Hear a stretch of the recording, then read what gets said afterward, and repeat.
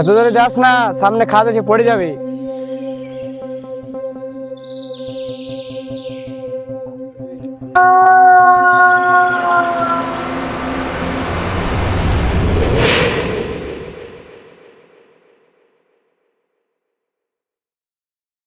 সেদিন যদি বেচারা আমার কথাটা শুনতো তাহলে হয়তো আজ বেঁচে থাকতো। যাই হোক, আমার কথাটা আপনারা মন দিয়ে শুনুন আর ভিডিওটা শেষ পর্যন্ত অবশ্যই দেখুন। আমি রতন সরকার। আরে না না, আমি কোনো সরকার নই, আমার টাইটেল সরকার। আমি জানি সরকার শব্দটা শুনলে আপনাদের মুখ থেকে মিষ্টি বানিয়ে বেরিয়ে যাবে, কিন্তু একটু কন্ট্রোল করুন। মাধ্যমিকের পর এবার 11-এ উঠেছি। মা, আমি টিউশনে যাচ্ছি।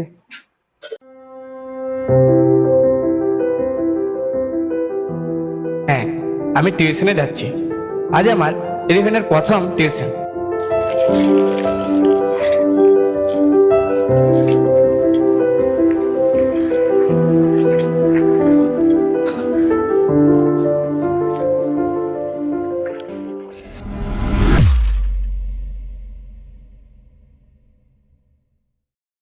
এই আপনি কে মশাই বলুন তো?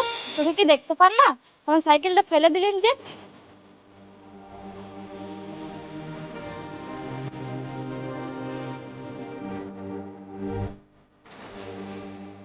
এভাবে দুর্ঘটনার সাথে দেখা হয় এক অপরূপ সুন্দরী মেয়ের সাথে।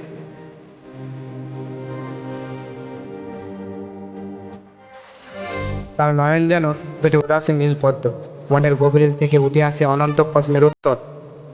হার্টের প্রতিটি স্পন্দনে আমি জীবন খুঁজি, যেন কোনো চৌম্বকের মতো টেনে নেই হৃদয়ের গভীরে।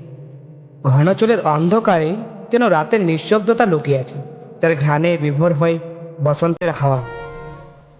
তার রাগ যেন আমার ঘরের ব্রাইড, যত বাড়ে ততই সবকিছু উজ্জ্বল হয়ে ওঠে। এটাই সঠিক সময় প্রপোজ করা। করে ফেলে, যাবে হবে। I love you.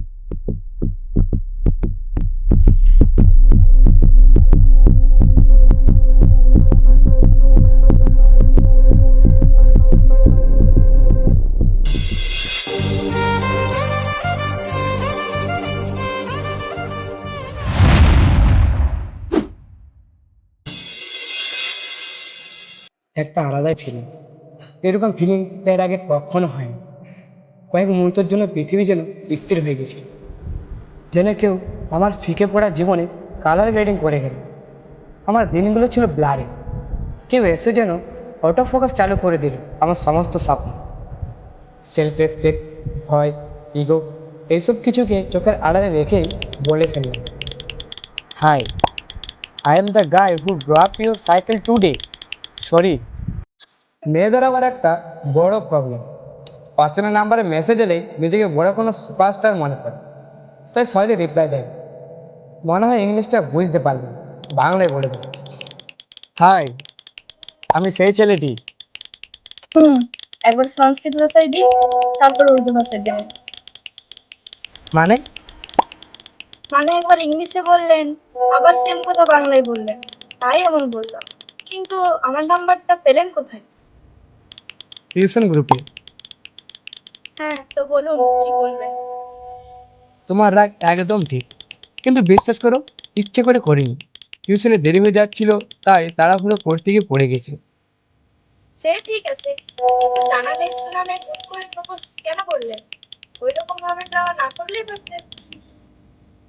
ড্রামা করতাম হয়তো যদি তুমি সিনেমার নায়িকা হতো, কিন্তু তুমি তো বাস্তব, আর আমি হঠাৎ বাস্তবটাকে ভালোবেসে ফেলেছি। আপনাদের মতো ছেলেদের আমার জানা আছে, আপনারা সব মেয়েকে এমন বলেন বলুন? না না, সব মেয়েকে বলি না, তবে সব মেয়েকে বলতাম যদি সবাই তোমার মতো সুন্দর হয়। আপনি যদি ভাবছেন মেয়েদের শুধু প্রশংসা করে পটাতে পারবেন, তাহলে কিন্তু আপনি রং রুটে হাঁটছেন। সাবধান, মায়ার গভীরে পড়ে গেলে আর কিন্তু বাঁচতে পারবেন না। আমি তো তোমাকে দেখা মাত্র গভীরে পড়ে গেছি, শুধু তোমার পড়ার অপেক্ষা। সত্যি কথা বলতে আমিও তখনই তোমার প্রেমে পড়ে গেছি। না না না না, আপনি কি জানেন, আমি একবার ভেঙে গেছি, তাই আর কাউকে বিশ্বাস করতে ভয় হয়। জানি, ভাঙা জিনিস জোড়া লাগানো যায় না, গেলেও ভাঙা দাগ থেকেই যায়। তবে সেই ভাঙা দাগে যদি যত্ন করে নকশা আঁকা হয় তবে সেটা আগের থেকেও বেশি সুন্দর হয়। আমি প্রতিজ্ঞা করছি তোমার ভাঙা অংশগুলো সযত্নে জোড়া লাগাবো একটা একটা করে। তারপর চিত্রশিল্প হয়ে ভাঙা দেখে নকশা কাটবো সযত্নে। তুমি শুধু একবার বিশ্বাস করে দেখো, এভাবে শুরু হয় আমাদের ভালোবাসার গল্প।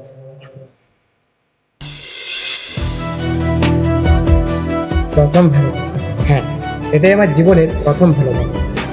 আর আপনার তো জানেনই ছেলেদের কাছে প্রথম প্রেম মানে কি।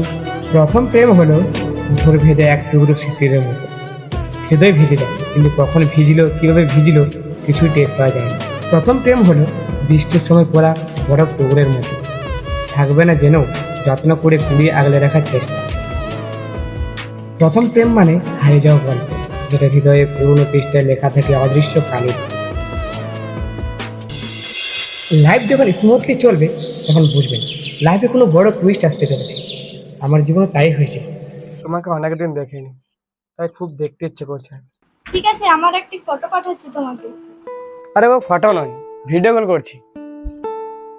ঠিক আছে, করো।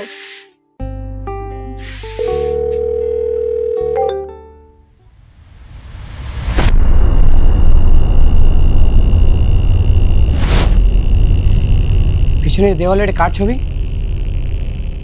এটা এটা আমার দাদা। দাদা আমাকে খুব ভালোবাসতো, সবসময় বুকে আগলে রাখতো। মা, আমি একটু বাইরে আছি, দুটো নতুন বন্ধুর সাথে দেখা করতে যাচ্ছি। দেখিস বাবা, এই যুগে বন্ধুরই সব থেকে বড় সত্যি। কি যে বলো মা। ঠিক আছে, বাড়ি ফেরার সময় একটা প্যারাসিটামল নিয়ে আসবি মৃত্যুর জন্য, ওর খুব জ্বর। ঠিক আছে মা। সকাল গড়িয়ে বিকেল হয়, বিকেল ডুবে রাত, কিন্তু দাদা আর ফিরে আসে না। আমার গা জ্বরে পড়ছিল, কিন্তু মাকে থামানো যায় না। সে এক হাতে আমার কপালে জলপট্টি দিচ্ছিল, আরেক হাতে খুঁজছিল আশার আলো। আমরা সারা রাত এই গলি ওই গলি খুঁজে বেরিয়েছি, কিন্তু তবুও দাদার সন্ধান পাই না। আমরা ভাবছিলাম হয়তো কোথাও আটকে গেছে, হয়তো ফিরবে, কিন্তু পরদিন ভোরে দাদার নিথর শরীর মিলল নদীর পাড়ে। ডাক্তারের কাছে নিয়ে যায়, ওনারা বললেন বাঁচানো সম্ভব হতো যদি যদি কিছুক্ষণ আগে আনতে পারতেন। কিন্তু তোমার চোখে এত ভয় কেন রতন? কি হলো? ভুল হয়ে গেছে মিতু, খুব বড় ভুল হয়ে গেছে। কাল সকালে চার টাইমে দেখা করো, কিছু কথা আছে।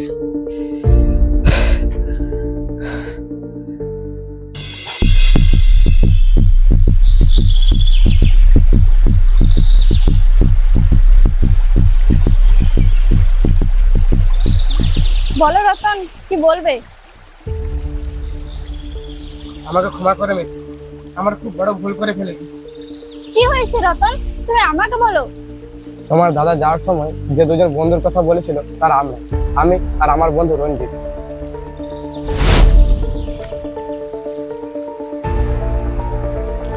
এত জোরে যাস না, সামনে খাদ আছে, পড়ে যাবে।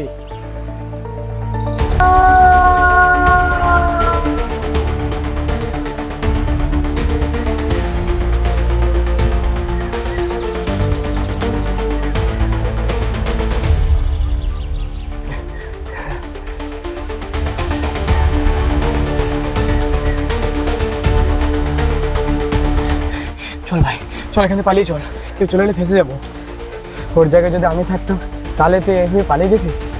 না রে ভাই, তুই তোমার ছোটবেলা বন্ধু, তোর সাথে এমন করতাম না, কিন্তু ও তো আমাদের নতুন বন্ধু, ওকে তো ভালো করে চিনো না রে। ওর জন্য আমার জীবন কেন ঝুঁকি ফেলি বল?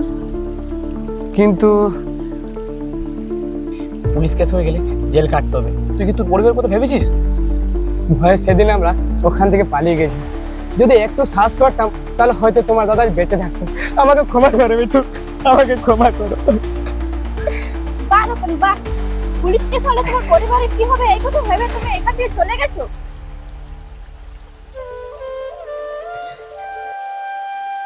কিন্তু যে ছেলেটা পড়ে গেল তার পরিবারের কথা একবারও ভাবলে না রতন? ছি রতন ছি। বিশ্বাস করে মিতু, আমি হতভম্ব হয়ে গেছিলাম। কি করবো না বুঝে উঠতে পারছিলাম না। চুপ করো প্লিজ, তুমি চুপ করো।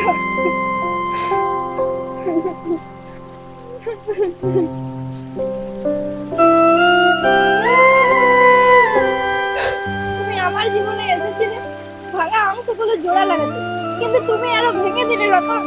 তোমাকে বিশ্বাস করে এবার ভুল হয়েছে।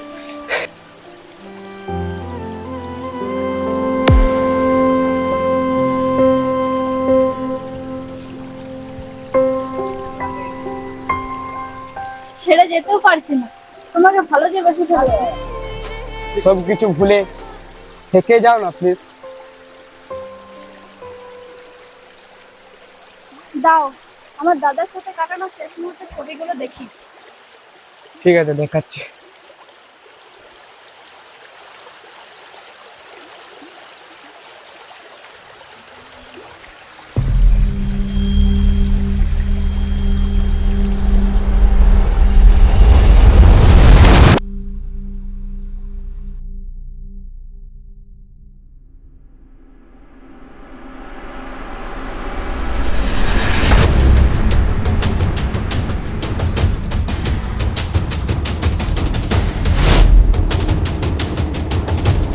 এত দূরে যাস না, সামনে খাদ আছে, পড়ে যাবে।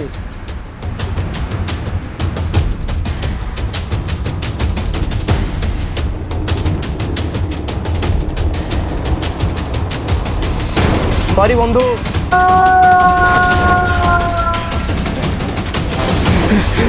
পড়ে গেল, পড়ে গেল ভাই, জিনিস পড়ে গেল।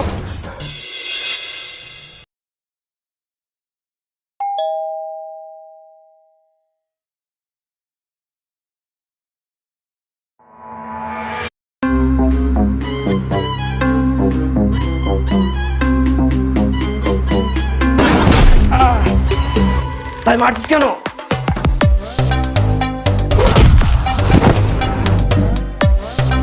মারছিস কেন ভাই, মারছিস কেন? মারো না তাহলে, মারো, একদম ছাড়ো না।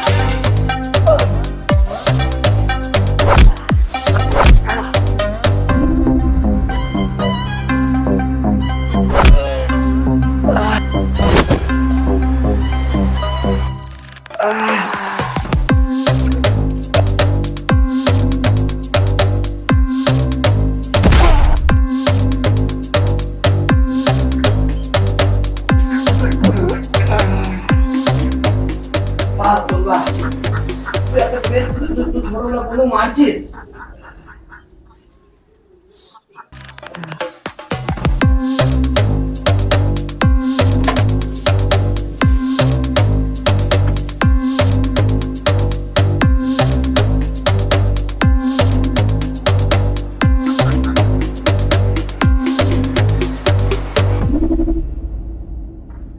কেন ভাই, তুই এমন কেন করলি? আমার দাদা তোমার কি ক্ষতি করেছিল? আমার দাদাকে মারলে কেন? লেভেল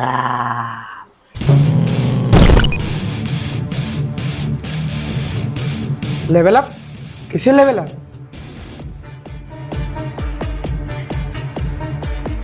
ডার্ক ওয়েব থেকে ডাউনলোড করা একটা গেম, মিরার ওয়ার্ক। এই গেমটা শুধু আমার কাছে গেম নয়, ওটা আমার ভগবান। আর ওই ভগবান যেটা আদেশ দেয় আমি সেটাই করি। গেম আবার ভগবান? তুই কি বলতে চাইছিস কি?